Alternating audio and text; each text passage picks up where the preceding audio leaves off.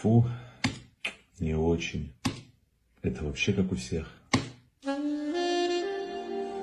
Это что такое? Cəmisi $250. Cın piyman.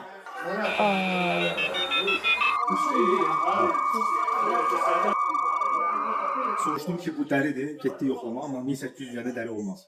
Burada ümumiyyətlə belə brend mallar çox var. Bentley var, Maserati var, Gucci var, nə var, Dior var, cürbəcür şeylər var. Aləmdir bura, aləm. Mebel toptan satış mərkəzindən videonun ikinci hissəsi.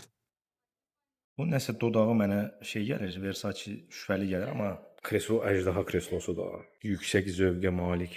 Bu bazarda məni heç nə təəccübləndirmədi. Yəni qeyri-adi dükan dizaynları yox idi. Normal qiymətə və normal keyfiyyətdə burada məhsullar çox idi. Çoxusu da narodnu dediyimiz stildə idi. Düzdür, arada bahalı stil, oliqarx stili də var idi. Gördünüz, onu göstərdim sizə. Gördüyünüz kimi burada video çəkməyə, şəkil çəkməyə icazə vermirlər. Çinin çox bir yerində icazə vermirlər şəkil çəkməyə. Ancaq biz anlaşa bilirik və anlaşdığı da. Nəysə, gəlin bu dəstin sizə qiymətini deyim. Bu dəst $2500.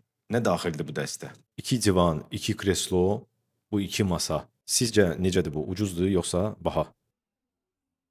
İşimi yekunlaşdırırdım ki, belə bir bisetka gördüm. Yanları açılıb bağlanan. Bağlayırsan tozlanmır, zibillənmir. Həyət evi bağ üçün ideal variantdır. Sonda gəldim, çatdım. Ən ucuz kateqoriya mebelə, MDF-dən olan mebellərdir bunlar. Bunlar burada ən ucuzlardır.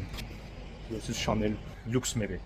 Çinlilər taxtadan, təbii taxtadan sevir mebelləri. Mən bunu danışıram gün ərzində. Satıcılarına deyir, biz artıq ucuz mal istəmirik.